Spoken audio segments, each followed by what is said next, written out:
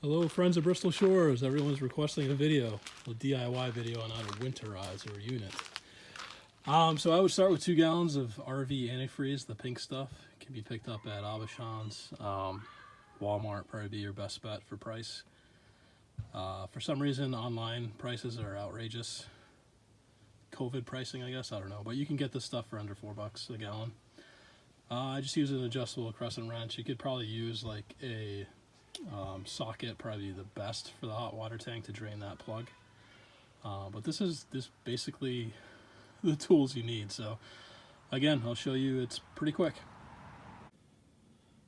So as you can see, some of these newer units, some of them vary a couple years, I guess. They'll have these autopilots, one's for gas, one's electricity backup if needed. Just turn that off. So O is off, I is ignite. Just first and foremost, shut off the hot water tank. For the ones that do have the manual pilots, you can go around the where the hot water tank is on the outside and just turn the knob to off. So some of these units have ice makers. This one doesn't, so I can't really show you that, but it's just as simple as once the water's turned off, which I'll go on the next step, go behind the refrigerator and disconnect the water line for the ice maker, then clear out any ice and water that's in the freezer itself. And that's basically it as far as winterizing the freezer. So most people should know where the main water shutoff is. It's usually right under the sink. So here we are with the main shutoff valve. This is all, the insulation's been taken off this one because I had a little repair job, so I need to put the insulation back, but this will be where you shut your water off. Down below, that's the drain for the main line that Fred will shut off and blow the lines out. Once you know that that's been done, it's always good to come back and just double check that everything's clear from this valve down to this drain.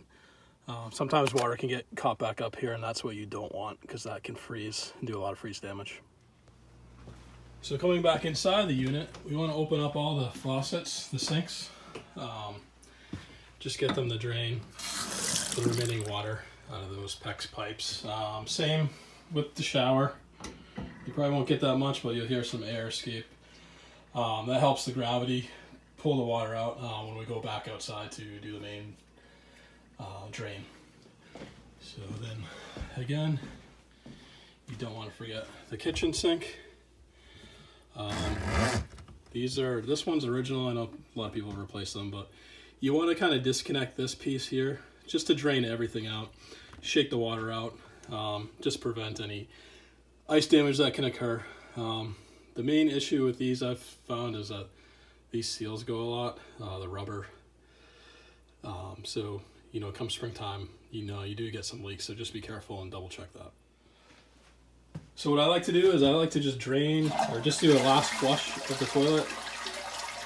I'm not sure if this is completely necessary, but I like to do it thinking that the water from that connection will kind of drain as well, now that this is empty. Hi, I'm Peyton. I'm Allie, and we're helping with the winterization. Okay, so from here, this is when you want to do your top drain, and this will just drain out the remaining water in all the pipes. And then from there, we'll go to drain the plug from the hot water tank. It's usually a little nylon plug under here. That's where your socket or other wrench will be helpful. Now, we're going to use this wrench to pull out the plug. So now you're just going to let it drain. There's going to be a lot of scale come out, like some white crap. So just make sure you have that fully drained out. There are some tools that you can get at RV World type places that will go and clean that scale out. But for me, I feel pretty confident that it's not too bad. So, but if you get a lot of white scale, it might mean there's a lot of buildup inside that tank. So just wait. Have a cocktail. Probably about 10 minutes to drain it all out. Now that's empty, we're going to put the plug back in to stop any corrosion. We're going to spray this on any rusty parts because it's dangerous.